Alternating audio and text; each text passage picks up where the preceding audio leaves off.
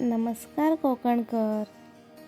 कोकण म्हटलं की डोळ्यासमोर येतो तो हिरवाईने नटलेला निसर्ग. डोंगर, दऱ्या, पावसाच्या सरी आणि निसर्गाच्या कुशीत वसलेली श्रद्धास्थानं.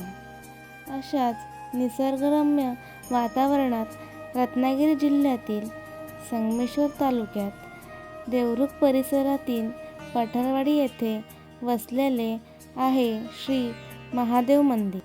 पठारवाडी मधील हे श्री महादेव मंदिर केवळ श्रद्धेचं ठिकाण नाही, तर निसर्गप्रेमी आणि भटकंतीची आवड असणाऱ्या प्रत्येकासाठी एक सुंदर अनुभव आहे. शांत हिरवाईने वेढलेला हा परिसर मनाला एक वेगळीच प्रसन्नता देतो. मंदिराकडे जाताना दिसणारा हा निसर्गरम्य रस्ता, आजूबाजूची गर्द झाडी आणि पावसामुळे ओलाचिंब झालेली वाट, या सगळ्यामुळे मंदिराकडे जाणारा प्रवाससुद्धा एक सुंदर अनुभवात बदलून जातो.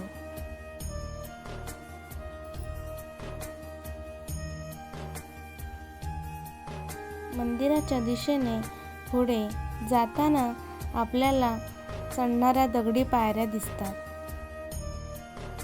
या पायऱ्यांवरून चालताना आजूबाजूची हिरवाई, झाडांमधून येणारा गार वारा आणि निसर्गातील शांतता मनाला अक्षरशः मंत्रमुग्ध करून टाकते. शहराच्या गोंगाटापासून दूर निसर्गाच्या सानिध्यात काही क्षण स्वतःसाठी घालवायचे असतील तर हे ठिकाण नक्कीच मनाला भावते. आणि या निसर्गरम्य वाटेचा शेवट होतो तो आपल्या श्रद्धास्थानी श्री महादेव मंदिरात.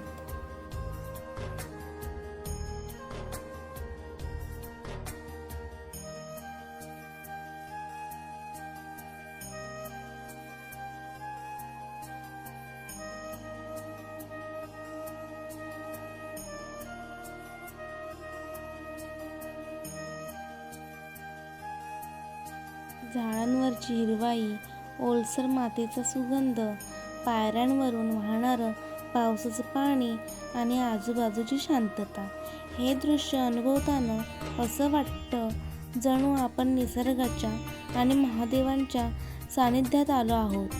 हर हर महादेव.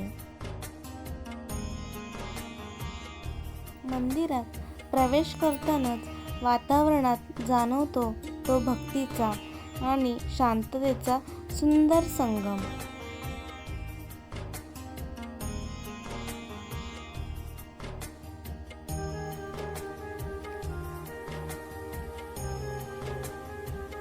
गाभाऱ्यात विराजमान असलेले भगवान महादेव, समोरचं शिवलिंगाचे सुंदर पिंडी स्वरूपातील दर्शन आणि मंदिरातील पारंपरिक वातावरण मनाला शांतता देतं.